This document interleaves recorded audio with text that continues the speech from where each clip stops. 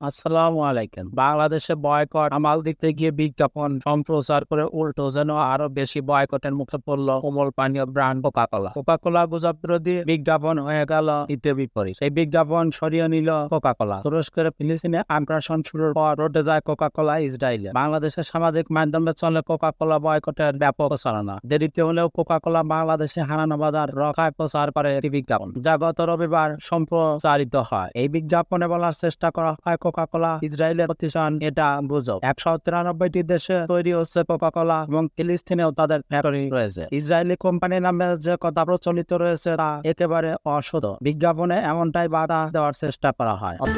Coke মোটেও ওই জায়গার না।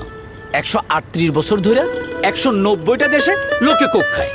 এই বিজ্ঞাপনে এখন কোকা-কোলার কাল হয়ে দাঁড়িয়েছে। কোকা-কোলা বয়কটকারীরা সামাজিক মাধ্যমে ভাসিয়ে ফেলেছেন বিজ্ঞাপনটিকে ট্রোল করে আসছে। মিমের পরম তামাশা চলছে ফেসবুক জুড়ে। অন্যদিকে আরেক পক্ষটি কোকা-কোলা বয়কট না করলেও এই বিজ্ঞাপন নির্মাণ নিয়ে করেছেন সমালোচনা। বিশেষ করে ইতিবাচক বার্তা দেওয়া এই বিজ্ঞাপনে অভিনয় করাদের গ্রহণযোগ্যতা কতটুকু, এমন প্রশ্ন উঠেছে। আর কোকা-কোলা বয়কটকারীরা তো সরাসরি অভিনেতাদের বয়কটের ডাক দিচ্ছে। এই বিজ্ঞাপনের মডেল হয়েছেন শরাফ আহমেদ জীবন, শিমুল শর্মা সহ কয়েকজন। কোকা-কোলার এই বিজ্ঞাপন সম্প্রচার এরপর তুমুল সমালোচিত হয়। শেষমেশ অনুশোচনা প্রকাশ করেছেন শিমুল শর্মা। সামাজিক মাধ্যমে তিনি লিখেছেন, একজন অভিনেতা হবার জন্য যে অধ্যবসায় এবং দূরদর্শিতা দরকার সেটা আমার এখনো হয়ে ওঠেনি। আমি চেষ্টা করছি মাত্র, তাই হয়তো না বুঝে করা আমার। আজ আমার দর্শকতা, আমার পরিবার ও দেশের মানুষকে কষ্ট দিয়েছি। হিতে বিপরীত হওয়ার বিজ্ঞাপনে কোকা-কোলা বাংলাদেশের বাজারে কত বড় ধাক্কা খেলো। হয়তো এই ধাক্কায় কোকা-কোলা বিজ্ঞাপন প্রচারে আরো মনোযোগী হবে। Desk report, home TV 24 news.